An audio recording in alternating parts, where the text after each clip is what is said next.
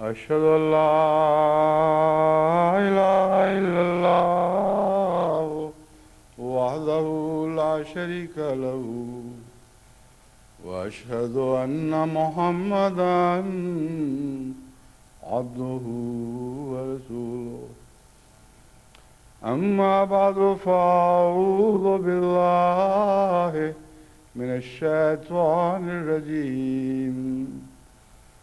بسم الله الرحمن الرحيم الحمد لله رب العالمين الرحمن الرحيم مالك يوم الدين إياك نعبد وإياك نستعين اهدنا الصراط المستقيم صراط الذين أنعمت عليهم غير المغضوب عليهم ولا الضالين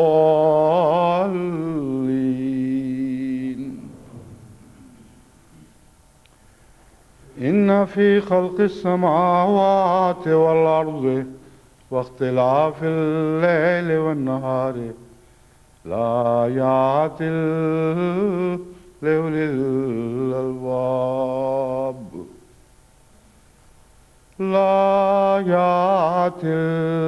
لأولي الألباب الذين يذكرون الله قياما وقعودا وعلى جنوبهم ويتفكرون في خلق السماوات والأرض ربنا ما خلقت هذا باطلا سبحانك فقنا عذاب النار الحمدللہ کہ آج وہ جمعہ کا دن آیا جس کی بہت دیر سے دل میں تمنا تھی اور ایک مدت سے انتظار تھا کہ آج خدا کے فضل کے ساتھ انٹرنیشنل احمدیہ مسلم ٹیلی ویژن کا باقاعدہ آغاز ہو رہا ہے۔ وہ جو جمعہ کا خطبہ پہلے ہر جمعے سنایا جاتا تھا وہ اگرچہ اسی ٹیلی ویژن کے ذریعے تھا لیکن ایک روزمرہ کی سروس کے طور پر ابھی یہ جاری نہیں ہوئی تھی۔ بس الحمدللہ کہ جو خوشخبری میں نے موریشس کی سرزمین سے دی تھی آج انگلستان کی سرزمین سے یہ اعلان کرنے کی توفیق مل رہی ہے کہ آج سے باقاعدہ مسلم ٹیلی ویژن احمدیہ کی روزانہ سروس کا آغاز ہو چکا ہے۔ یورپ میں 3.5 گھنٹے یا 3 گھنٹے روزانہ اور باقی ایشیا اور افریقہ وغیرہ میں روزانہ 12 گھنٹے کا پروگرام چلا کرے گا۔ شروع میں یہ تجرباتی پروگرام ہیں، یعنی پروگرام تو مستقل ہیں لیکن تجرباتی ان معنوں میں کہ ہماری تمام ٹیمیں نوآموز ہیں، انہیں کوئی باقاعدہ اس کی تربیت نہیں دی گئی اس کام کی، اور جو بے شمار روپے کی ضرورت پیش آتی ہے وہ ہمارے پاس نہیں ہے۔ اخلاص کی دولت ہے، دعاؤں کی مدد سے اس اخلاص کو عمل میں ڈھالتے ہیں، اور جو کچھ بھی اس کے نتیجے میں پیدا ہوگا مجھے امید ہے کہ بابرکت ہوگا، اور جماعت کی تربیت ہی کے لیے نہیں بلکہ سب دنیا کے لیے بھی ایک ٹیلی ویژن کے ذریعے تربیت کا ایک نئے دور کا آغاز ہو جائے گا۔ کہیں دنیا میں ٹیلی ویژن کو ان اعلیٰ مقاصد کے لیے استعمال نہیں کیا گیا جن اعلیٰ مقاصد کے لیے اللہ تعالیٰ کے فضل سے جماعت احمدیہ کو ایک ٹیلی ویژن کے نئے دور کے آغاز کی توفیق مل رہی ہے۔ مختلف جماعتوں کو جو لکھا گیا تھا اور پیغامات برقی بھی بھجوائے گئے ٹیلی فون کے ذریعے بھی کہ جلد از جلد اپنے پروگرام بنا کر بھجوائیں، کیونکہ سب دنیا کے مختلف خطوں کی مختلف ضروریات ہیں، مختلف زبانوں کی مختلف ضروریات ہیں، اور یہاں بیٹھے ان سب کی ضروریات کا اندازہ لگا کر پھر ان کی زبانوں میں ان کے پیغامات دینا ممکن نہیں ہے۔ تو جس حد تک آپ کا ملک بیدار ہوگا جماعتی لحاظ سے، اسی حد تک اس ملک کے فائدے کے انتظامات ہوں گے۔ تو اس لیے اگر کوئی سستی کریں گے تو آپ کا نقصان ہے، عالمگیر نقصان ہے، لیکن آپ کا خصوصیت سے۔ اس ضمن میں سب سے خوشی کی بات یہ ہے کہ بنگلہ دیش نے ساری دنیا کی جماعتوں پہ اس معاملے میں سبقت حاصل کر لی ہے، اور پہلا پروگرام جو ہمیں بنگلہ زبان میں پہنچا ہے وہ یعنی پہلا جو پروگرام جو پہنچا ہے وہ بنگلہ زبان میں جماعت احمدیہ بنگلہ دیش کی طرف سے ہے۔ کئی ویڈیوز انہوں نے بڑی جلدی میں مگر عمدگی سے تیار کی ہیں۔ رفتہ رفتہ انشاءاللہ جوں تجربہ بڑھتا جائے گا، خدا کے فضل کے ساتھ پروگرام زیادہ دیدہ زیب ہوتے چلے جائیں گے اور خوبصورت ہوتے چلے جائیں گے۔ جہاں تک مستقل نوعیت کے تربیتی پروگراموں کا تعلق ہے، تعلیمی اور تربیتی، ان پہ بھی کام ہو رہا ہے، لیکن کچھ وقت لگے گا۔ جو ہی اتنے پروگرام تیار ہو گئے کہ یہ امکان ہوا کہ سلسلہ ٹوٹے بغیر ہم ان کو جاری رکھ سکیں گے، ہم انشاءاللہ ان کو شروع کر دیں گے۔ زبانوں پر بھی بڑے زور سے کام ہو رہا ہے، علاقائی حالات پر، ان کی تاریخ پر، ان کے خوبصورت مقامات اور جانوروں اور پرندوں وغیرہ کے اوپر اس قسم کے کام بھی سب شروع ہو چکے ہیں، اور انگلستان غالباً اس معاملے میں سب سے آگے ہے۔ رفیق حیات صاحب کی ٹیم ماشاءاللہ دن رات بڑی محنت سے کام کر رہی ہے۔ سارے دنیا کے پروگراموں کو ترتیب دینے میں اس پہلو سے جماعت یو کے کو اللہ تعالیٰ نے یہ فضیلت بخشی ہے اور سبقت عطا فرمائی ہے کہ سب سے بڑا بوجھ ان سب پروگراموں کا جماعت یو کے نے اٹھایا ہے۔ کل جب یہاں ہماری وہ وین آئی جس کے ذریعے اب ہم براہ راست دنیا میں کسی جگہ سے بھی خود اپنے پروگرام اٹھا کر ستاروں تک پہنچا سکتے ہیں، تو وہ وین دیکھنے کے لیے گیا تو ساتھ ہی بتایا گیا کہ یہاں یو کے خدمت کرنے والے موجود ہیں، ان کو بھی دیکھیں۔ تو میں بہت خوش ہوا دیکھ کے کہ لڑکوں کی ٹیمیں بھی اور لڑکیوں کی ٹیمیں بھی دن رات مگن ہیں، اور بہت محنت سے اللہ تعالیٰ کے فضل سے یہ سلیقے کے ساتھ کاموں کو سنوار رہی ہیں۔ اللہ تعالیٰ ان سب کو جزائے خیر عطا فرمائے۔ سب سے پہلا بیرونی مبلغ جو دنیا میں بھجوایا گیا تھا وہ غالباً انگلستان تھا، اور اس کے بعد ماریشس کی باری آتی ہے۔ تو ان دو باتوں میں بھی ماریشس کا تعلق قائم ہوا ہے، ماریشس اور انگلستان کا ایک تعلق قائم ہوا ہے۔ ماریشس اگرچہ اعلان میں پہلے ہے، لیکن کام کو ترتیب دینے اور سب سے نمایاں حصہ لینے میں لازماً یو کے دنیا میں سب سے پہلا ہے۔ تو یہ دونوں اعزاز اللہ تعالیٰ ان دونوں جماعتوں کو بہت بہت مبارک فرمائے۔ اب میں چند کلمات میں ماریشس کی جماعت کا شکریہ ادا کرنا چاہتا ہوں۔ اس دورے کے عرصے میں ہم نے ان کو بہت ہی مخلص اور محنتی اور فدائی پایا، اور بڑے وسیع تعلقات، بڑے وسیع رابطے قائم ہوئے ہیں۔ شاید ہی کوئی ملک ایسا ہو جس کے تقریباً ہر بڑے چھوٹے مرد عورت بچے سے ملاقات ہوئی ہو، لیکن دن رات انہوں نے اپنے حصے لیے باری باری آ کے۔ کچھ جگہ ہمیں جانا پڑا۔ جو عمومی تاثر مجھ پر ہے وہ یہ ہے کہ خدا کے فضل سے جماعت کے اندر اخلاص کا معیار بہت نمایاں ہے، اور ہر طرف ہر جگہ ہے۔ یعنی یہ نہیں کہ کوئی جماعت پیچھے ہے کوئی آگے ہے، تمام جماعتوں میں اور مردوں عورتوں بچوں میں خدا کے فضل سے سلسلے سے بہت محبت ہے، اور اپنے بزرگ مربیوں کو بھی بڑے پیار اور محبت سے یاد رکھتے ہیں۔ اول سے آخر تک وہ ان کی یادیں ان کے نسل بعد نسل منتقل کی جا رہی ہیں، اور یہ پہلو مجھے ان کا بہت ہی پیارا لگا کہ اپنے ان محسنین کو یاد رکھتے ہیں جن کے ذریعے خدا تعالیٰ نے ان کے مقدر جگائے، اور خدا کے فضل سے ان کو احمدیت کی آغوش میں آنے کی توفیق ملی۔ باقی دنیا کی جماعتوں کو بھی یہ ضرور کرنا چاہیے۔ انگلستان کی جماعت کو بھی اپنے ابتدائی خدمت کرنے والوں کے ذکر کو زندہ رکھنا چاہیے، اور جس طرح وہاں میں نے دیکھا ہے کہ ہر خاندان میں وہ ذکر چلتے ہیں، اور کسی کا نام اگر کسی نے اول مبلغین میں سے کسی نے رکھا تھا تو وہ ضرور اپنے فخر سے بتاتا تھا کہ میرا نام حافظ جمال احمد صاحب نے رکھا، میرا فلاں نے رکھا، میرا فلاں نے رکھا، اور اس طرح مجھے ان سے توفیق ملی کچھ تعلیم حاصل کرنے کی۔ تو یہ جو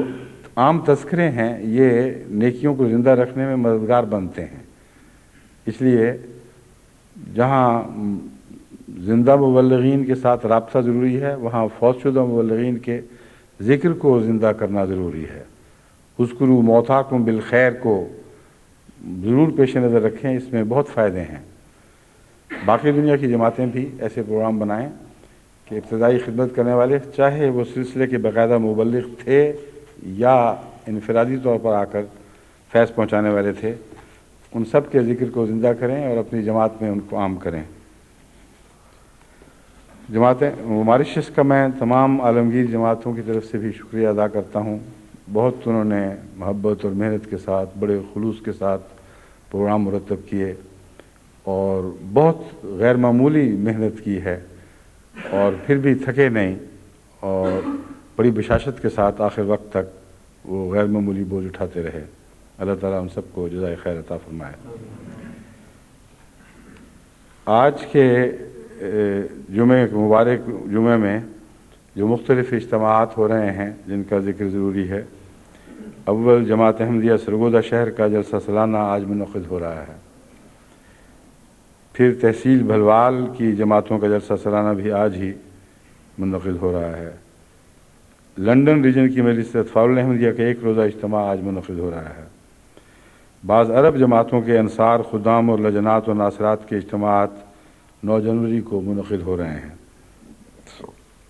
جماعت احمدیہ ضلع میرپور خاص کا 5واں جلسہ سالانہ 13 جنوری کو منعقد ہو رہا ہے، انہوں نے بھی آج ہی ذکر کی درخواست کی ہے۔ تو ان سب کو اپنی دعاؤں میں یاد رکھیں، اللہ تعالیٰ یہ سارے اجتماعات مبارک فرمائیں، اور اب جو بھی اچھے اجتماعات ہوں اگر ممکن ہو تو ان کی ویڈیوز بھی محفوظ کرنی چاہیے۔ ماریشس کی ویڈیوز جو تھیں وہ اب یہاں آپ کو دکھائی گئی ہیں، باقی دنیا کو بھی دکھائی جا رہی ہیں۔ اسی طرح یہ سارے اجتماعات جھلکیوں کے طور پر عالمی بن جائیں گے۔ دنیا میں جہاں بھی اجتماعات ہو رہے ہیں، چھوٹی غریب جماعت ہو، بڑی مخلص بڑی جماعت ہو، کوئی بھی ہو، کسی دنیا کے خطے سے تعلق رکھتی ہو، اس کے اپنے ایک کچھ رنگ ہیں، اپنی خوشبوئیں ہیں سب جماعتوں کی، اور ان کی آوازیں بھی اپنا ایک خاص اخلاص اور پیار کا رنگ رکھتی ہیں، ان کی زبانیں بھی ایک کشش رکھتی ہیں۔ تو احمدیت کے گلدستے میں یہ سارے پھول اللہ نے سجا دیے ہیں، اور خدا کرے یہ گلدستہ بڑھتا چلا جائے۔ ان پھولوں کی خوشبوؤں اور رنگوں کو ہم اس عالمی پروگرام کے ذریعے سب دنیا تک پہنچاتے رہیں، اس سے ایک بین الاقوامی اخوت کی فضا پیدا ہوگی اور مضبوط تر ہوتی چلی جائے گی، رابطے مضبوط تر ہوتے چلے جائیں گے، اور ساری دنیا کی جماعتوں کو احساس ہوگا کہ ہم کیا ہیں، کتنی وسیع عالمگیر جماعت سے ہمارا تعلق ہے، اور ہمیشہ حضرت مسیح موعود علیہ الصلوۃ والسلام کا یہ الہام یاد آتا رہے گا کہ میں تیری تبلیغ کو زمین کے کناروں تک پہنچاؤں گا۔ میں اس میں ہمیشہ میں کے لفظ پہ زور دیتا ہوں۔ عام طور پر جب پڑھنے والے پڑھتے ہیں تو میں تیری تبلیغ کو زمین کے کناروں تک پہنچاؤں گا، یا کناروں پہ زور دیتے ہیں، لیکن میں سمجھتا ہوں کہ اس میں پہ زور ہے کہ دنیا سے کیا ہونا ہے، میں پہنچاؤں گا۔ دنیا تو مخالفت پر زور مارے گی، اور تیرے ماننے والوں میں بھی اتنی توفیق کہاں ہے کہ وہ خود اپنی طاقت سے اس پیغام کو دنیا تک پہنچا سکیں۔ میں ہوں جو پہنچاؤں گا۔ اور آج جو دنیا میں ہم انٹرنیشنل ٹیلی ویژن کے ذریعے حضرت مسیح موعود علیہ السلام کے پیغام کو پہنچا رہے ہیں، یہ اللہ ہے جو پہنچا رہا ہے، اس میں ہماری کوششوں کا اگر دخل ہے تو محض بہانہ بنائے گئے ہیں، ورنہ حقیقت میں یہ سارے بڑے کاروبار اور یہ بندوبست ہمارے بس کی بات نہیں تھی اور نہیں ہیں۔ اگر اللہ کا فضل اٹھ جائے تو سارے پروگرام بیکار اور بے معنی اور بے حقیقت ہو کے رہ جائیں گے. ہمیں توفیق ہی نہیں ملے گی ان 12 گھنٹوں کو خوبصورتی سے بھرنے کی، مفید چیزوں سے بھرنے کی، کیونکہ بہت بڑا کام ہے. فضل ہی ہے اللہ کا جو ساتھ ساتھ نازل ہوتا رہے، مسلسل ساتھ دے، اور اسی کی رحمتوں کے سائے تلے یہ پروگرام آگے بڑھیں. آج کا مبارک جمعہ وہ جمعہ بھی ہے جس میں پہلی مرتبہ باقاعدہ الفضل انٹرنیشنل کا اجرا ہو چکا ہے، اور چودھری رشید احمد صاحب اور ان کے ساتھیوں نے ماشاءاللہ بڑی محنت سے ایک بہت خوبصورت پیشکش کی ہے جو ہر ہفتے انشاءاللہ سب دنیا کی جماعتوں کو پہنچتی رہے گی. اور اس سلسلے میں ہم اگرچہ شروع میں قیمت 50 پینس رکھی گئی ہے، لیکن یہ غریب ملکوں کے لیے زیادہ ہے، اور یہاں بھی اگر نسبتاً کم پہ مہیا ہو سکے تو بہت بہتر ہے. اس لیے اس کے لیے ہم نے ایک الگ ٹیم بنائی ہے جو اشتہارات اکٹھے کرے گی. اس ٹیم میں اللہ تعالیٰ کے فضل سے اچھے قابل تجربہ کار اور یا ویسے جوش رکھنے والے نوجوان ہیں، اور میں امید رکھتا ہوں کہ انشاءاللہ تعالیٰ اس ٹیم کے ذریعے جوں ہماری آمد بڑھے گی، ہم ایک وقت ایسا آئے گا کہ چندے کو کم کرنا شروع کر دیں گے، اور کوشش کریں گے کہ جیسا کہ ہمیشہ سے دستور رہا ہے، اصل الفضل کبھی بھی منافع کمانے کا ذریعہ نہیں بنا، بلکہ کوشش یہی رہی ہے کہ اپنے پاؤں پہ کھڑا ہو جائے. تو الفضل بھی اور ریویو بھی اگر اپنے پاؤں پر کھڑے ہو جائیں تو ہمارے لیے یہی بہت اللہ کا بڑا احسان ہے اور نعمت ہے، اور اس پہلو سے انشاءاللہ خریداروں پر بوجھ کم کرنے کی کوشش کی جاتی رہے گی. ریویو کے متعلق ایک ہفتے کی تاخیر کا مجھے بتایا گیا ہے، بعض فنی مشکلات کی وجہ سے اس کے چھپانے میں دیر ہو رہی ہے، اس لیے آج کی بجائے وہ اگلے ہفتے انشاءاللہ شائع ہوگا. لیکن وہ چونکہ ماہانہ رسالہ ہے اس لیے چند دن یا ہفتوں کی تاخیر سے کوئی خاص فرق نہیں پڑے گا. آئندہ کے لیے ان کا خیال ہے اور امید ہے کہ باقاعدہ آغاز میں ہر مہینے کے آغاز میں وہ ریویو شائع کر لیا کریں گے. مضامین تیار ہیں اگلے ریویو کے لیے بھی، اور اس کو چھپانے کی تیاری بھی شروع ہو چکی ہے. انشاءاللہ آئندہ میں امید رکھتا ہوں کہ یہ سلسلہ جاری رہے گا. لیکن جو مجھے ریویو کے متعلق فکر ہے وہ اس کی اشاعت کی ہے. 10,000 کی تعداد میں ہم نے شائع تو کر دیا، یعنی ہو رہا ہے. سوال یہ ہے کہ وہ احمدی جو انگریزی دان ہیں اور اس سے استفادہ کر سکتے ہیں، ان کے علاوہ غیروں تک پہنچانے کا کیا انتظام ہوگا. اس سلسلے میں سب دنیا میں ایسے دانشور، صاحب اثر، مخلصین، خواہ وہ کسی مذہب سے تعلق رکھتے ہوں، لیکن مخلص ان معنوں میں کہ دل کے سچے ہوں، ایسے لوگوں کی تلاش ہونی چاہیے. یہ جو مخلص کا لفظ میں نے استعمال کیا ہے یہ ہر انسان پر برابر صادق آتا ہے، وہ جس دنیا کے حصے سے تعلق رکھتا ہو، جس مذہب سے تعلق رکھتا ہو، اگر وہ اپنے قول کا سچا ہے تو دیکھنے میں فوراً پتہ چل جاتا ہے کس مزاج کا، کس سرشت کا انسان ہے. تو مخلصین ہی ہیں جن کا ذکر قرآن کریم میں متقین کے طور پر آغاز میں کیا ہے کہ ہدی للمتقین. یہ وہ لوگ ہیں جو دل میں ایک قسم کا خدا کا خوف رکھتے ہیں، یعنی سچے لوگ ہیں، ان کو ضرور ہدایت ملتی ہے. تو چونکہ ریویو کو سب دنیا کی ہدایت کے لیے جاری کیا جا رہا ہے، اس لیے پہلے بھی میں نے بارہا تاکید کی کہ محض زیادہ پتے اکٹھے کرنے کے مقابلے نہ کریں کہ جرمنی 2,000 دے دے اور بنگلہ دیش 3,000 بھیج دے کہ جی ہم نے زیادہ پتے اکٹھے کر لیے ہیں. پتے اکٹھے کرنا تو ہر ایرے غیرے کے قبضے میں ہے، کوئی ڈائریکٹری اٹھا لے اور جتنے مرضی پتے اکٹھے کر لے. ہمیں ایسے اندھے پتوں کی ضرورت نہیں ہے، ہمیں ضرورت ہے ایسے انسانوں کے پتوں کی جو صاحب علم بھی ہوں، اپنی زندگی کے دائرے میں ایک مقام رکھتے ہوں، ان کی آواز دوسروں تک پہنچ سکے، اور عموماً جن کے متعلق یہ خیال ہو کہ وہ اچھے مزاج کے لوگ ہیں، شریف النفس لوگ ہیں، قول کے سچے ہیں، ان تک اگر ریویو پہنچا تو میں امید رکھتا ہوں کہ اللہ کے فضل کے ساتھ 1-2 سال کے اندر ریویو کے ذریعے ہی ہزارہا بہت ہی عمدہ طبقے، بہت ہی بالا طبقے سے تعلق رکھنے والی بیتیں آنی شروع ہو جائیں گی، اور پھر ان کے ذریعے سے یہ روشنی اور بھی پھیلے گی۔ تو آپ سب سے پہلے تو جلدی کریں پتہ جات حاصل کرنے میں، لیکن جس طرح میں نے بتایا ہے اس طرح حاصل کریں، پھر ساتھ ہی اس کے بجٹ کی طرف بھی توجہ کریں۔ جن جن جماعتوں میں لوگ اپنے طور پر ریویو لگوا سکتے ہیں وہ کوشش کریں، اور ہمیں لکھ دیں کہ ہم اتنے ریویو کا چندہ ہم ضرور دیں گے، لیکن ہمیں ضرورت زیادہ ہے تو ہم انشاءاللہ زائد ضرورت پوری کریں گے، اور جو چندہ ان کی طرف سے ملے گا وہ شکریہ سے قبول کریں گے۔ اس طرح انشاءاللہ تعالی ریویو کو بھی زیادہ مفید اور وسیع دائرے پہ اثر رکھنے والا رسالہ بنائیں گے۔ جہاں تک ویڈیو کا تعلق ہے، اس کے لیے ابھی تک اشتہارات کا آنے کا سلسلہ شروع نہیں ہوا، اور میں سمجھتا ہوں کہ تمام ملک اپنے طور پر دیکھیں کہ اگر انٹرنیشنل احمدیہ ٹیلی ویژن کے لیے ان کے پاس کو پہلے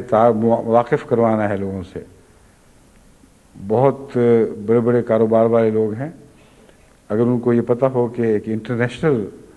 ٹیلی ویژن ہے جس کو بڑے انہماک سے مختلف دنیا کے ملکوں میں سنا جاتا ہے،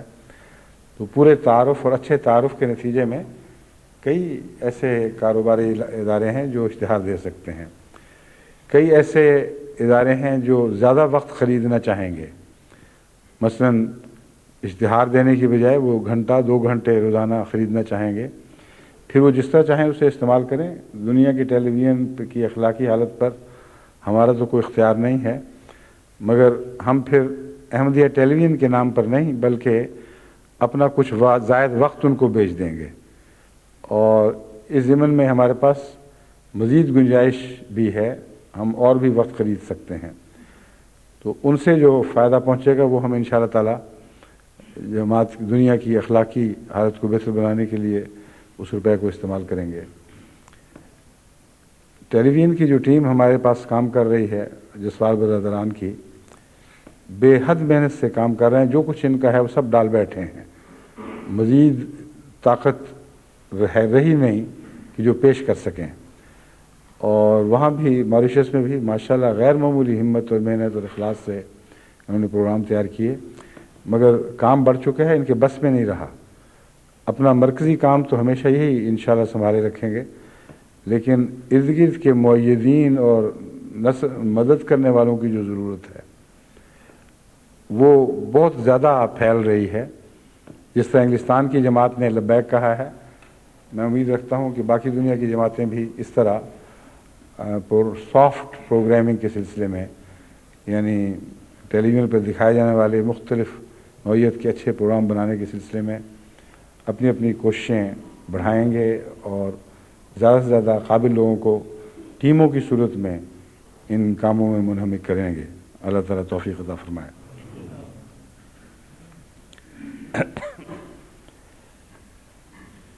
ذکر الہی کے سلسلے میں میں نے گزشتہ خطبہ میں، یعنی گزشتہ سے پیوستہ خطبہ میں جو ذکر کیا تھا کہ حضرت اقدس محمد مصطفیٰ صلی اللہ علیہ وآلہ وسلم ہر موقع اور محل کی مناسبت سے ذکر فرمایا کرتے تھے،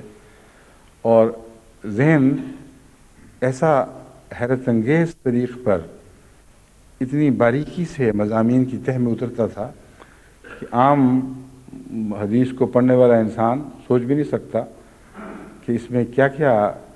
فلسفے، کیا کیا حکمتوں کی باتیں پوشیدہ ہیں، اور موقع سے کیا تعلق ہے۔ عموماً لوگ سرسری طور پر حدیث پڑھ کے آگے گزر جاتے ہیں، حالانکہ حضرت اقدس محمد مصطفیٰ صلی اللہ علیہ وآلہ وسلم کا کلام الہی کے بعد سب سے زیادہ گہرائی رکھتا ہے، اور اس کے ساتھ ساتھ چلنے کی کوشش کرتا ہے۔ اس لیے آن حضرت صلی اللہ علیہ وآلہ وسلم کے ذکر کے مضمون کو میں بیان کر بھی دوں تو یہ ذکر مکمل نہیں ہو سکتا۔ میری نصیحت جماعت کو یہ ہے کہ حضور اکرم کے ذکر کو غور سے پڑھ کر اس میں ڈوب کر اس کی گہرائی سے نئے نئے موتی تلاش کیا کریں اور اپنے ماحول میں پھر اس ذکر کو چلایا کریں۔ اب وہ کھانے کے متعلق میں نے بیان کیا تھا، کھانا اٹھایا جا رہا ہے تو آن حضور صلی اللہ علیہ وسلم کیا ذکر فرماتے ہیں، وہ زبانی تو بتا دیا تھا، حدیث غالباً میں نے نہیں پڑھی تھی۔ وہ حدیث یہ ہے جو ترمذی ابواب الدعوات سے لی گئی ہے۔ حدثنا محمد بن بشار اخبر یحییٰ بن سعید اخبرنا ثور بن یزید، یہ الفاظ میں اب اردو میں پڑھتا ہوں۔ حضرت ابی امامہ سے روایت ہے کہ یعنی آخری روایت حضرت ابی امامہ کی طرف سے ہے کہ آن حضرت صلی اللہ علیہ وسلم کے آگے سے دسترخوان اٹھایا جاتا تو یہ دعا کرتے، تمام تعریفیں اللہ کے لیے ہیں، بہت زیادہ تعریفیں، بہت زیادہ پاکیزہ اور برکت والی، تجھے ترک نہیں کیا جا سکتا اور نہ ہی تجھ سے بے نیاز ہو سکتے ہیں۔ یعنی کھانا کھا بیٹھے اور اسے نہ صرف ہے کہ ترک کیا جا سکتا ہے اب، بلکہ لازم ہے کہ ترک کریں، اس سے زیادہ گنجائش نہیں ہے۔ اور ایک زیادہ سے زیادہ کھانے والا بھی ایک مقام پر کہہ دے گا کہ بس اٹھا لو، اور پھر فرمایا اور نہ ہی تجھ سے بے نیاز ہو سکتے ہیں، کیونکہ رزق کے تعلق میں ایک بے نیازی کے مضمون بھی ہے۔ وقتی طور پر کھانا اٹھایا جا سکتا ہے مگر مستقل بے نیاز نہیں ہو سکتے، لیکن اللہ سے نہ عارضی بے نیازی ہے نہ مستقل بے نیازی ہے، کیونکہ روحانی زندگی کی ساری طاقت اللہ سے وابستہ ہے۔ بس آن حضرت صلی اللہ علیہ وسلم ہر موقع اور محل کی مناسبت سے ایسا ذکر فرماتے تھے جس میں خود حضرت اقدس محمد مصطفیٰ صلی اللہ علیہ وسلم کی صداقت کے عظیم دلائل پوشیدہ ہیں۔ اب کسی ایسے شخص کو جس نے اپنی طرف سے افتراء کیا ہو اور اللہ کا مضمون کھڑا ہو، یہ توفیق مل ہی نہیں سکتی۔ اگر کوئی کہے کہ ہو سکتا ہے تو وہ جھوٹا اور پاگل ہے جو یہ کہہ سکتا ہے کہ ایک ایسا شخص جو افتراء کرنے والا ہے، کھانا اٹھایا جا رہا ہے تو یہ باتیں سوچ رہا ہے، اس کے تو وہم و گمان میں بھی یہ باتیں نہیں آ سکتی۔ جو اللہ والے ہیں عام طور پر دنیا میں، ان کے ذہن بھی اس طرف نہیں جاتے، تو ایک دہریہ اور مفتری کا دماغ کیسے ان باتوں کی طرف جا سکتا ہے؟ بڑے بڑے خدا والے ہیں، بڑے بڑے انبیاء گزرے ہیں، ان کی کتابوں کا مطالعہ کر لیں، ان کی زندگی کے حالات دیکھ لیں، جس طرح ہر مرض ہر موقع پر ہر وقت کی اور ماحول کی اور مزاج کی تبدیلی کے وقت حضرت اقدس محمد مصطفیٰ صلی اللہ علیہ وسلم نے اپنے رب کو یاد کیا ہے، وہ ایک ایک پہلو نہ صرف آپ اللہ کی عظمت کی نشاندہی کرتا ہے بلکہ آپ کی صداقت کے اوپر دلالت کرتا ہے۔ ایک سچے گہرائی کے ساتھ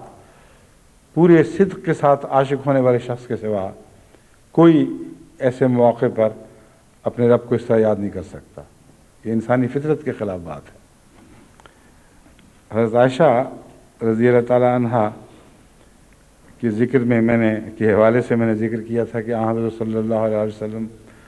سجدہ کیسے کیا کرتے تھے، سجدے میں کیا کیفیت ہوا کرتی تھی۔ اسی مضمون کی ایک اور حدیث ہے۔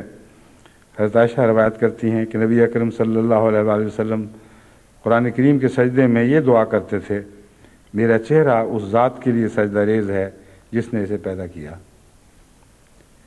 اس کی شنوائی کو بنایا اور اس کی بینائی کو بنایا۔ اب چہرے کے ساتھ دو بہت ہی اہم حواس خمسہ کے ذرائع وابستہ کر دیے گئے ہیں، اور چہرے میں منہ شامل نہیں ہے، اندر کا منہ۔ اس لیے حضرت اقدس محمد مصطفیٰ صلی اللہ علیہ وسلم نے مزے کا ذکر نہیں فرمایا، کیونکہ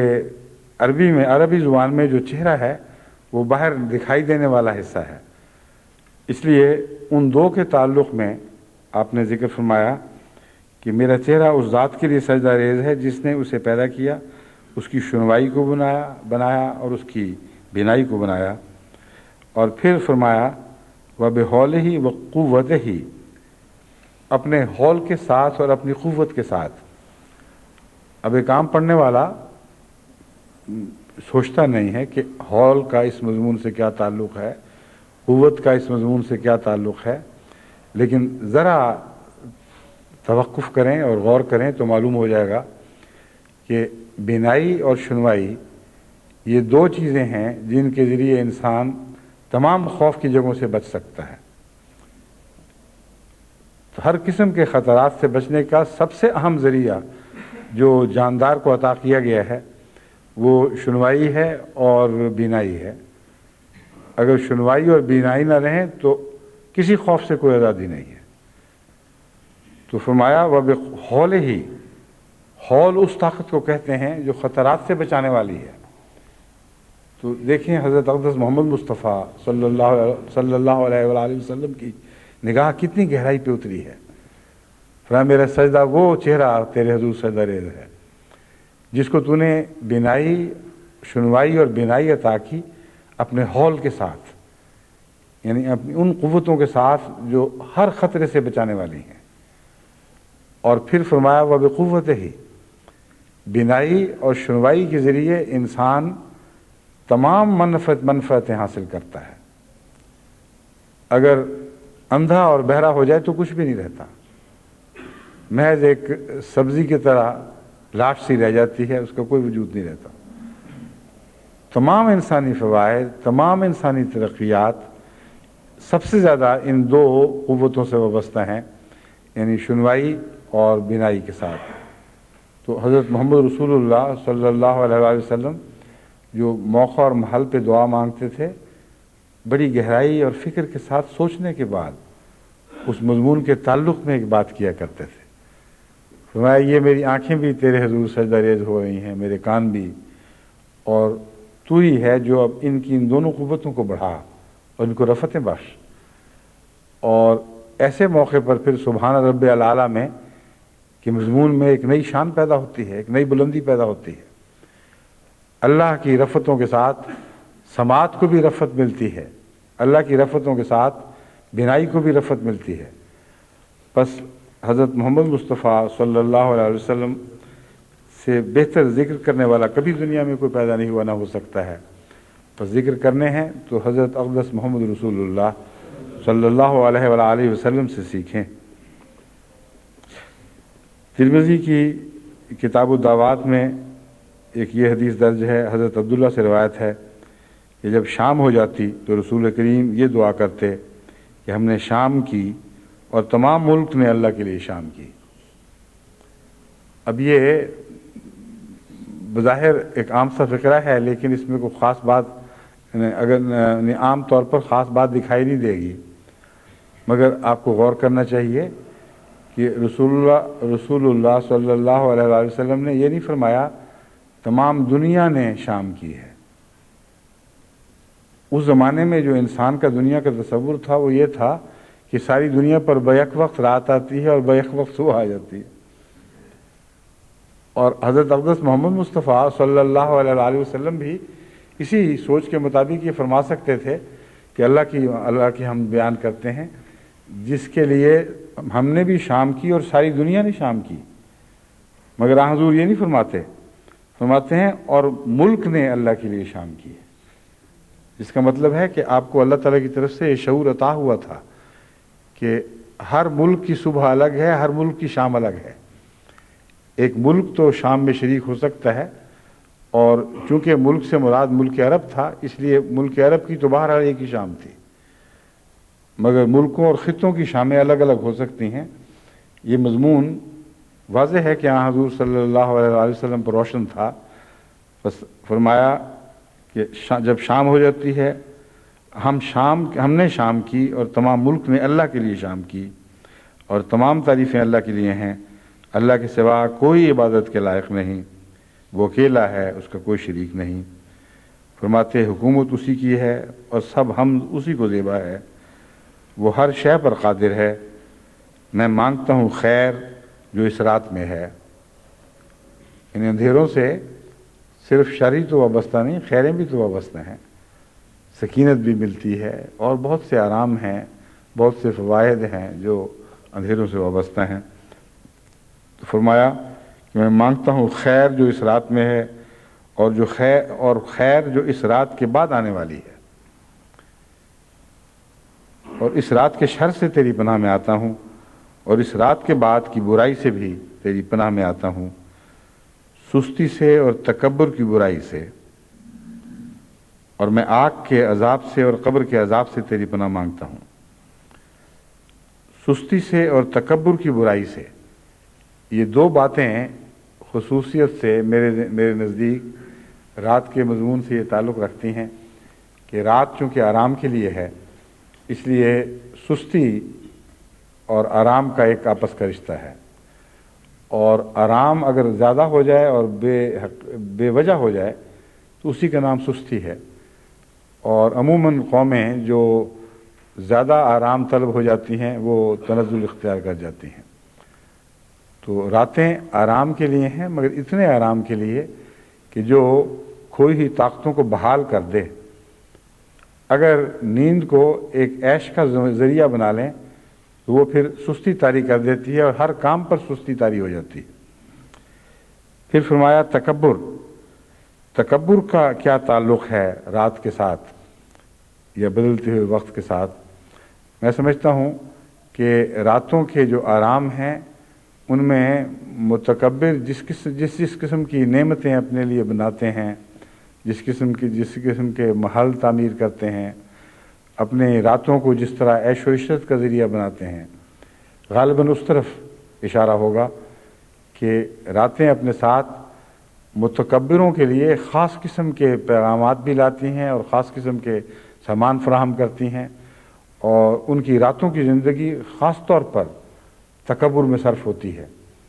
اور سجدہ ریزی میں صرف نہیں ہوتی۔ وہ سمجھتے ہیں راتیں ہمارے عیش و عشرت کے لیے بنائی گئی ہیں، اور ساری رات بعض دفعہ جاگ کر بعض علاقوں میں امیر لوگ ہر قسم کی گندگی میں مبتلا ہوتے ہیں، اور ان کی رعونت، ان کے تکبر کا سب سے زیادہ مظہر ان کی راتیں ہوتی ہیں۔ پس سستی سے بھی نجات کے لیے دعا مانگی اور تکبر سے بھی نجات کے لیے اور بچنے کے لیے دعا مانگی۔ اور میں آگ کے عذاب سے اور قبر کے عذاب سے تیری پناہ مانگتا ہوں۔ آگ کے عذاب سے کا تعلق تو پہلی دونوں باتوں سے ہے، یعنی شر والا پہلو بھی ہے رات میں، اور اس کے بعد جو آنے والا ہے اس میں بھی شر کا پہلو ہے، سستی کا پہلو بھی ہے، تکبر کا پہلو بھی ہے، اور یہ دونوں باتیں انسان کے لیے پر آگ واجب کر دیتی ہیں۔ اس لیے فرمایا کہ میں آگ سے پناہ مانگتا ہوں اور قبر کے عذاب سے تیری پناہ مانگتا ہوں۔ قبر کے عذاب سے کا ذکر اس لیے فرمایا گیا ہے کہ نیند کو موت کے ساتھ ایک مشابہت ہے، اور موت کی جو کیفیت قبر کی حالت میں ہوگی وہ ایک نیم جاگنے اور نیم سونے کی سی کیفیت ہے۔ تو نیند کی کیفیت بھی زندگی اور موت کے درمیان کی ایک کیفیت ہے۔ تو سوتے وقت کو قبر کے وقت سے مشابہ قرار دینا بھی ایک بہت فصاحت و بلاغت کا کلام ہے۔ سونے سے پہلے موت کا خیال آنا، لیکن عارضی موت کا ابھی پوری طرح موت اپنی تمام عوارضات کے ساتھ آگے نہیں بڑھی۔ قبر کی حالت وہ ہے جو اگلی دنیا کے لیے پہلی تیاری کا حکم رکھتی ہے، اور جس طرح ہمارے لیے نیند ہے اس طرح اگلی دنیا کی جاگ سے پہلے قبر کی حالت ہے۔ تو فرمایا میں قبر کے عذاب سے بھی تیری پناہ مانگتا ہوں۔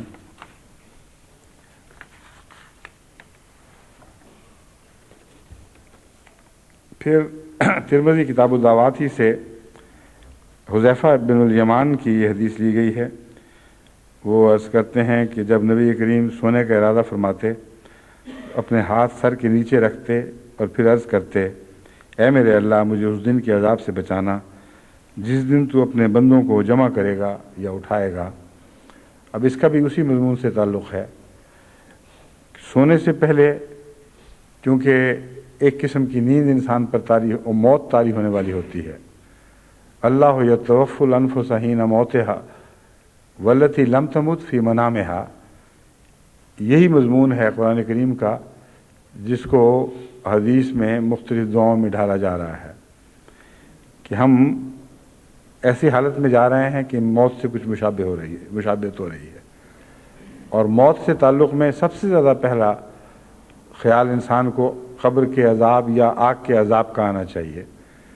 کیونکہ یہی دو بد انجام ہیں جو انسان کو موت کے بعد ملا کرتے ہیں. تو بد انجام سے پناہ کے وقت پناہ حاصل کرنے کے لیے بہت ہی اچھا موقع ہے کہ سونے سے پہلے انسان یہ دعائیں کرے.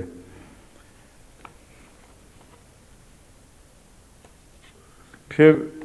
اسی کیفیت کی ایک اور دعا کتاب الدعوات ہی میں حذیفہ ابن یمان سے مروی ہے. وہ یہ کہتے ہیں کہ رسول اکرم صلی اللہ علیہ وآلہ وسلم جو سونے کا ارادہ فرماتے تو کہتے، اے اللہ تیرے نام کے ساتھ مرتا ہوں اور تیرے نام کے ساتھ جیتا ہوں. یہاں بھی وہی مضمون ہے کہ ایک عارضی موت میں سے انسان گزرنے والا ہے جو مستقل بھی ہو سکتی ہے، کوئی پتہ نہیں کہ پھر اٹھیں گے کہ نہیں اٹھیں گے. تو ہر دفعہ جب سونے لگے انسان تو موت کو ضرور یاد کرے. اور موت سے پہلے جس طرح انسان گھبراہٹ میں دعائیں مانگتا ہے اور دنیا کو بھلا کر سب سے زیادہ خدا کی ناراضگی کے خوف سے بچنے کے لیے استغفار کرتا ہے، وہی کیفیت ہر رات کو حضرت اقدس محمد مصطفیٰ صلی اللہ علیہ وآلہ وسلم پر طاری ہوتی تھی، باوجود اس کے کہ آپ کو ہر عذاب سے پناہ دی جا چکی تھی. بس اگر حضرت صلی اللہ علیہ وآلہ وسلم بھی اپنے بارے میں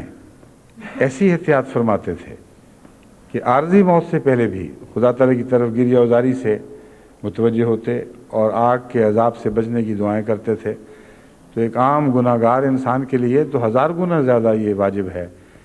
کہ موت کے مشابہ ہر کیفیت سے پہلے وہ استغفار سے کام لے اور اللہ تعالیٰ کے حضور گریہ وزاری کرے اور آگ کے عذاب سے پناہ مانگے. حضور فرماتے ہیں، اے اللہ تیرے نام کے ساتھ میں مرتا ہوں اور تیرے نام کے ساتھ جیتا ہوں. اس میں صبح اٹھنے کی دعا بھی شامل ہو گئی ہے. تیرے نام کے ساتھ روز مرتا ہوں یعنی رات کے وقت، اور پھر تیرے نام کے ساتھ جیتا ہوں. اور جب نیند سے بیدار ہوتے تو کہتے، تمام تعریفیں اس ذات کے لیے ہیں جس نے مجھے مارنے کے بعد زندہ فرمایا اور اسی کی طرف لوٹ کر جانا ہے.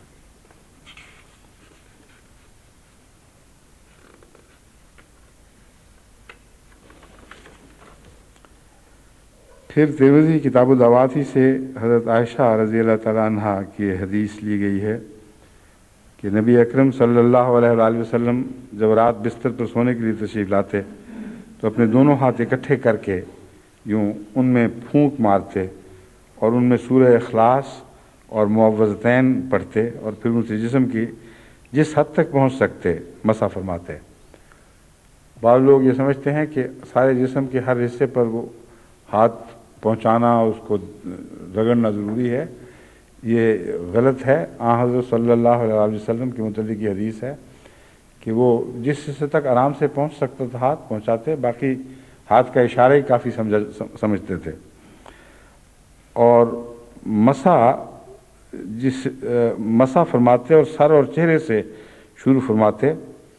اور جسم کے سامنے والے حصے پر زیادہ. یہ نہیں کہ اٹھ کر پیچھے پیچھے بھی ہاتھ پھیرے جائیں. بعض لوگوں کو میں نے دیکھا ہے جن کو پورا اس حدیث کا علم نہیں ہوتا، وہ یہ سمجھتے ہیں کہ الٹ پلٹ کر کے سارے بدن پر ہاتھ ملنے ضروری ہیں. یہ غلط طریق ہے اور غیر فطری طریق ہے. حضور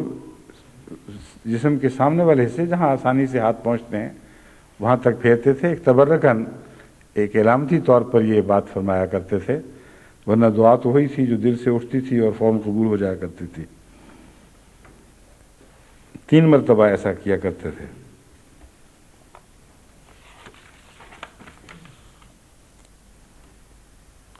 حضرت انس بن مالک کی روایت ہے، یہ بھی ترمذی کتاب الدعوات سے لی گئی ہے، کہ جب رسول کریم بستر پر تشریف لے جاتے تو یوں خدا کا ذکر کرتے، سب تعریفیں اس اللہ کے لیے ہیں جس نے ہمیں کھلایا اور ہمیں پلایا اور ہمارے لیے کافی ہوا اور ہمیں پناہ دی. اور کتنے ہی ہیں جن کے لیے کوئی ایسا وجود نہیں کہ ان کے لیے کافی ہو اور انہیں پناہ دے. سارا دن کے مشاغل کے بعد रात को दरअसल नींद में इंसान पनाह मांगता है, थकावट से, हर किस्म की मेहनतों के बाद जो, और फिर हर किस्म के ख़तरात से जो पनाह बिस्तर में मिलती है वैसी पनाह किसी और जगह नसीब नहीं होती। सब जानवर भी थक कर जब अपने आराम की जगह को पहुँचते हैं तो वही उनकी पनाहगाह बन जाता है। तो हज़रत सल्लल्लाहु अलैहि वसल्लम दिन पर नज़र करते हुए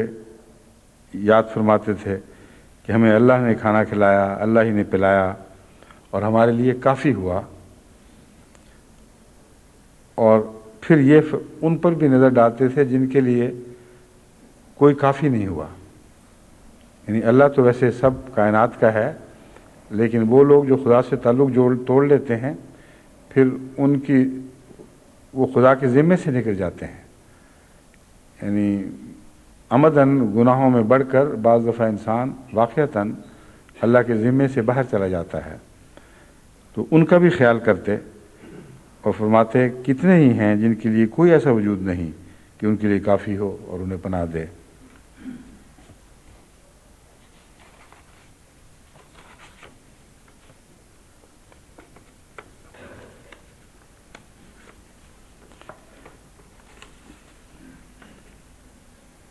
फिर हज़रत अब्दुल्ला बिन सरजिस से रवायत है कि नबी अकरम सल्लल्लाहु अलैहि वसल्लम जब सफ़र पर तशरीफ़ ले जाते तो कहते, ए अल्लाह, सफ़र में तू ही हमारा साथी है। यानी अब नींद के ज़िक्र के बाद अब सफ़र के ज़िक्र में हम दाखिल होते हैं। सोना जागना जी ज़ाहिर है इन हदीसों से कि अल्लाह ही के नाम पर होता था, अल्लाह ही से बातें होती थीं, उठते अल्लाह के नाम से सोते थे, अल्लाह के नाम से जागते थे। और रात की जो कैफियत थी उसमें भी आम हालतों के मुकाबले पर ज़्यादा क़ुर्ब इलाही नसीब था, क्योंकि दुनिया से जब हम वफ़ात के बाद आलम बरज़ख में जाते हैं तो अहादीस से साबित है कि हमें जन्नत की ज़्यादा ठंडी हवाएं मिलती हैं अगर जन्नती वजूद हैं, और जहन्नम के भपके भी पहुँचते हैं अगर जहन्नम भी वजूद हों, अगर कि पूरी तरह पूरी क़ुव्वत के साथ नहीं। तो इसलिए वो खुदा के बंदे जो खुदा का क़ुर्ब चाहते हुए दिन गुजारते हैं, जब वो रात को सोते हैं तो उनका आलम बरज़ख एक किस्म की जन्नत का आलम बरज़ख होता है। बस सोते भी अल्लाह का नाम लेकर थे, उठते भी अल्लाह का नाम लेकर थे, और रात के वक्त वही जारी रहती थी मुख्तलिफ़ रोया सादिका के ज़रिए, और अल्लाह ताला की तरफ से अपने क़ुर्ब की ज़रूर ऐसी इलामतें नसीब होती होंगी जिनको हम जन्नत की खिड़कियों के ठंडे झोंके करार दे सकते हैं। सफ़र पर रवाना होते तो हज़रत अब्दुल्ला बिन सरजिस की रवायत है कि ये फरमाते, ये खुदा के हुज़ूर अर्ज़ करते, ए अल्लाह, सफ़र में तू ही हमारा साथी है और घर में तू ही निगरान है। आज वो ज़रूरत तो नहीं है, दिया नहीं गया मुझे, ये आला नहीं दिया गया, ज़रूरत नहीं। अच्छा ठीक है, ठीक है। ए अल्लाह, सफ़र में तू ही हमारा साथी है और घर में तू ही निगरान। ए अल्लाह, हमारे सफ़र में तू हमारा साथी बन और हमारे अहल पर हमारा जानशीन। ये दो बातें हैं, ए अल्लाह, सफ़र में तू ही हमारा साथी है और घर में तू ही निगरान है। एक ये बयान किया है और साथ ही यही दुआ की है कि ए अल्लाह, हमारे सफ़र में तू हमारा साथी बन और हमारे अहल में हमारा जानशीन बन। इसमें एक तो मुस्तकिल तौर पर जो एक दायमी हकीकत है उसका बयान है कि सफ़र में अल्लाह के सिवा कोई साथी नहीं है, हकीकत में वही है, और घर का भी हकीकी निगरान वही है। ये एक आम जारी और सारी कैफियत का और हकीकत का हाल बयान हो रहा है। इसके नतीजे में फिर ज़हन दुआ की तरफ माइल होता है और बज़ाते ख़ुद इंसान बाशऊर तौर पर ये तमन्ना करता है कि ए अल्लाह, तेरे सिवा कोई सफ़र का साथी हो नहीं सकता, इसलिए तू हमारा साथी बन जा, यानी बिल इरादा हमारे साथ हो, हमारी हर मुश्किल और मुसीबत में काम आ, اور پیچھے ہمارے گھر کا تو ہی نگران اور جانشین ہو جا، یعنی گھر کو ہر قسم کی آفات سے بچائے رکھ، ہر قسم کی ضرورتیں ان کی پوری فرمانے والا ہو، ہر قسم کے خوف سے امن دینے والا ہو۔ بس صرف اپنے لیے جاتے ہوئے دعا نہیں کرتے تھے، بلکہ ان کے لیے بھی جو ان کو پیچھے چھوڑ کر جایا کرتے تھے، اور دونوں کو اللہ ہی کے سپرد رکھتے تھے۔ اے اللہ، ہم سفر کی مشقت سے اور برے لوٹنے سے تجھ سے پناہ مانگتے ہیں، یعنی سفر میں جو مصیبتیں پہنچتی ہیں ان کی مشقت سے بھی، اور بدحال میں گھروں کو لوٹنے سے تجھ سے پناہ مانگتے ہیں، اور مظلوم کی پکار سے اور کسی برے منظر سے گھر میں، اور آگے لفظ نہیں پڑھا جا رہا، تیری پناہ باہر ہی مراد ہوگی کہ مظلوم کی پکار سے اور برے منظر سے، یعنی حادثات بھی ہوتے رہتے ہیں، صرف یہی نہیں کہ آپ ہی پناہ میں آئیں، بلکہ اگر کسی تکلیف دہ منظر کو آنکھوں سے دیکھ بھی لیں تو وہ بھی بڑی تکلیف کی چیز ہے۔ تو فرمایا کہ نہ صرف ہم تک شر نہ پہنچے بلکہ شر کی جگہوں سے ہمیں بچائے رکھ، اور اس میں آپ کے ساتھی مسافروں کے لیے بھی دعا ہو گئی، اور سفر میں جن جن جگہوں سے، جن جن گلیوں سے آپ کا گزر ہوتا تھا، ان سب کے لیے دعا ہو گئی، یعنی ایسا پاک وجود جس کے جانے سے ہر جگہ برکت ہی برکت ہو، جس کے ماحول میں کوئی برا واقعہ پیش نہ آ رہا ہو۔ یہ ایک بہت ہی پیاری دعا ہے جس کو آپ نے ہم سب کے لیے ایک فیض عام کے طور پر ہم تک پہنچایا ہے کہ میں یہ کیا کرتا تھا، اور یعنی رسول کریم صلی اللہ علیہ وسلم، اور آپ اگر یہ دعا نہ بھی کرتے تو اللہ کی رحمت ہمیشہ ساتھ رہا کرتی تھی۔ تو ہمیں یہ بتایا کہ ایسی دعا کیا کرو کہ تمہارا اس کا دعا کا فیض صرف تم تک نہ پہنچے، تمہارے گھر تک نہ پہنچے، بلکہ تمہارے ساتھ عام نور بن کے پھرتا رہے،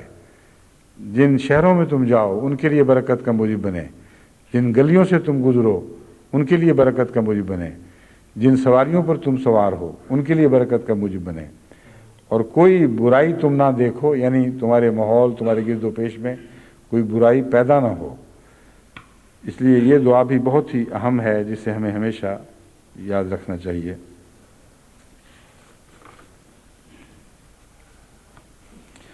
اور مظلوم کی پکار سے، عام طور پر دنیا میں ظلم ہوتے رہتے ہیں اور ایک انسان بے بس ہو جاتا ہے، بعض دفعہ مسافر ہے کچھ بھی نہیں کر سکتا، لیکن بہت دل کو چوٹ لگتی ہے جب کسی مظلوم کی پکار کو سنتا ہے۔ تو فرمایا کہ وہ اس سے بھی ہمیں بچا، ہم تک کسی تکلیف دہ کی کوئی چیخ نہ پہنچے۔ حضرت ام سلمہ سے روایت ہے کہ نبی اکرم صلی اللہ علیہ وسلم جب گھر سے باہر تشریف لے جاتے تو یہ الفاظ دہراتے کہ اللہ کے نام کے ساتھ گھر سے باہر نکلتا ہوں، اللہ پر ہی توکل کرتا ہوں، اے اللہ ہم تیری پناہ میں آتے ہیں اس بات سے کہ ہم لغزش کھائیں یا گمراہ ہوں یا ظلم کریں یا ہم پر ظلم کیا جائے یا ہم جہالت کی کوئی بات کریں یا ہمارے خلاف کوئی جہالت کرے۔ یہ تمام وہ باتیں ہیں جو سفر میں درپیش ہوتی ہیں، اگرچہ عام دنیا کے حالات میں ایک مقیم کے لیے بھی یہ خطرات رہتے ہیں، لیکن مسافر ہونے کی حالت میں یہ خطرات بہت بڑھ جاتے ہیں، اور ایک مسافر کے لیے زیادہ اس بات کا احتمال ہے کہ اس پر جہالت کی جائے۔ تو حضرت صلی اللہ علیہ وسلم نے جہاں جہاں ظلم اور جہالت سے بچنے کی دعا مانگی ہے وہاں یہ بھی مانگی ہے کہ دنیا کو بھی ہمارے ظلم اور ہماری جہالت سے بچا۔ اس دعا میں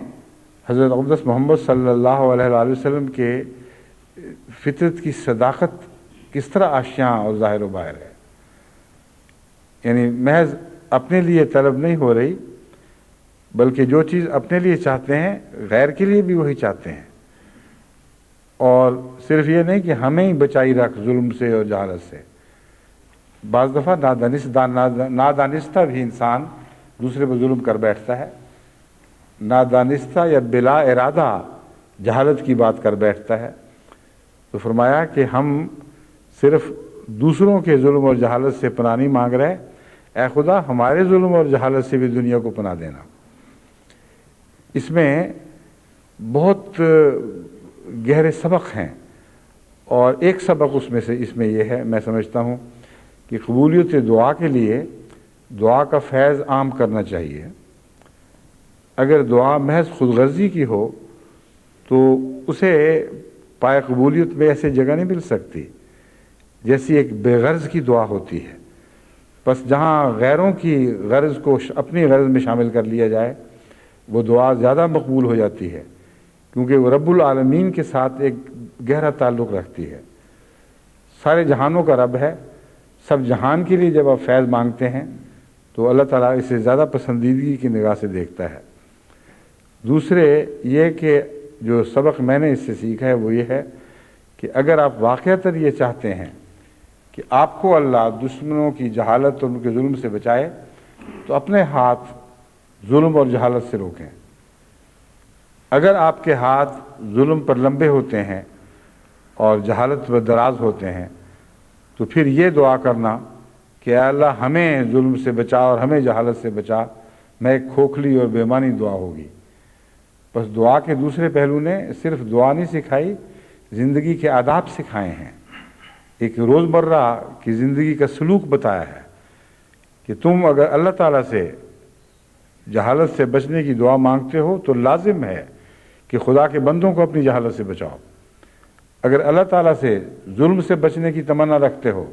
تو تم پر فرض ہے کہ دنیا کو اپنے ظلم سے بچاؤ، اور پھر اس نیک عمل کے ساتھ دعا کرو گے تو یہ دعا مرفوع ہوگی،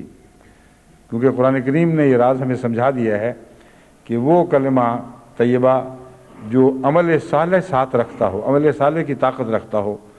وہ آسمانوں کی رفتوں تک بلند ہو جاتا ہے، اور جس کے ساتھ اعمال کا ایندھن نہ ہو وہ اس میں اٹھنے کی طاقت نہیں، جیسے بغیر ایندھن کے جہاز اڑانے کی کوشش کی جائے۔ تو اس دعا نے یہ سارے مضمون ہمیں سکھا دیے کہ دعا بھی غیروں کے لیے کرو اور اپنے لیے کرو، اور عمل سے بھی اس دعا کی تائید کرو، پھر دیکھو کہ کس طرح تمہارے حق میں یہ دعا قبول ہوتی ہے۔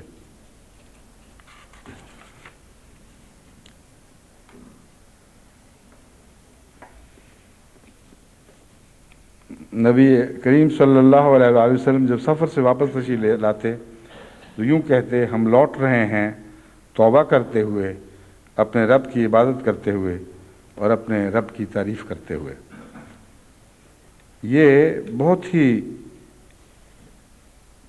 یہ دعا بھی گہری حکمت رکھتی ہے۔ عام طور پر جب ہم سفر سے واپس لوٹتے ہیں تو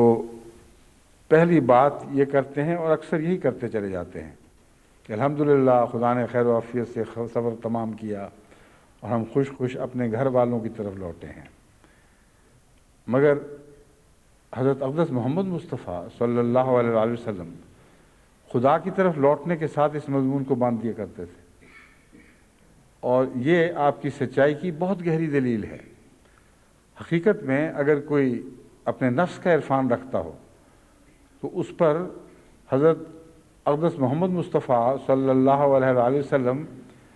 کے عرفان کی بھی، اس کو حضرت محمد مصطفیٰ صلی اللہ علیہ وسلم کے عرفان کی بھی صلاحیت عطا ہو جاتی ہے۔ اگر اپنے نفس کا عرفان نہ ہو تو کسی عرفان کی بھی صلاحیت نہیں ہو سکتی۔ تو وہ جاہل اور گستاخ جو حضرت اقدس محمد مصطفیٰ صلی اللہ علیہ وآلہ وسلم پر حملے کرتے ہیں اور کہتے ہیں کیا نشان دیا، کیا دکھایا، اگر ان میں ذرا بھی بصیرت ہو تو حضور صلی اللہ علیہ وآلہ وسلم کی روزمرہ کی زندگی کے ایک عام دستور کو دیکھیں تو وہیں سے ان کو آپ کی صداقت کے نشان مل جائیں گے، اور ہر نشان کافی ہوگا۔ ایک ہی دلیل حضور اکرم کی صداقت پر ایک روز روشن کی طرح گواہ رہے گی۔ اب یہ دیکھیں کہ سفر سے لوٹنے کے بعد یہ دعا سب عرض کر رہے ہیں کہ ہم تیری طرف لوٹ رہے ہیں توبہ کے ساتھ لوٹتے ہوئے۔ یعنی سفر سے انسان گھر کے آرام کی طرف آتا ہے اور اسے پناہ ملتی ہے، مگر انسان نے خدا کی طرف جانا ہے اور توبہ کے بغیر اسے وہ پناہ مل نہیں سکتی۔ تو عارضی سفر کا خیال دل سے وقتی طور پر محو ہو جاتا ہے اور زندگی کے لمبے سفر کی طرف دھیان چلا جاتا ہے، اور یہ خیال جاتا ہے کہ ہم نے خدا کی طرف جانا ہے بس اس سے یہ عرض کرتے ہیں کہ ہم توبہ کے ساتھ تیری طرف لوٹنے والے بنیں، اور تو ہمیں قبول فرما اور ہمیں اس طرح پناہ دے جس طرح سفر کی تھکاوٹ کے بعد گھر پناہ دیا کرتا ہے، اور اپنے رب کی عبادت کرتے ہوئے اور اپنے رب کی تعریف کرتے ہوئے لوٹ رہے ہیں۔ اللہ تعالیٰ ہمارے حضر اور سفر کو ویسے ہی بنا دے جیسے حضرت اقدس محمد مصطفیٰ صلی اللہ علیہ وآلہ وسلم نے اپنے کلام سے اور اپنے اسوہ سے ہمیں تعلیم عطا فرمائی ہے۔ یہ مضمون لمبا ہوتا چلا جا رہا ہے مگر اچھا ذکر ہے، بہت ہی پیارا ہے، جتنا لمبا ہو اچھا ہے، انشاءاللہ باقی آئندہ خطبے میں۔ السلام علیکم ورحمۃ اللہ۔ اگرچہ انٹرنیشنل احمدیہ ٹیلی ویژن کے وقت کے لحاظ سے کوئی قید نہیں ہے، خطبے کو لمبا بھی کر سکتا ہوں، لیکن ریڈیو والوں کے مجھے خط آ رہے ہیں ابھی سے شکووں کے کہ آپ ٹیلی ویژن پہ لمبے لمبے خطبے دیں گے، ہم کیا کریں گے، ہمارا تو گھنٹے کا وقت ختم ہو جائے گا، اس لیے گھنٹے کے اندر مضمون سمیٹا کریں۔ تو جب تک ان کا وقت نہ بڑھ جائے اس وقت تک ہمیں بہرحال احتیاط کرنی چاہیے اور وقت کے اندر مضمون کو ختم کرنا چاہیے۔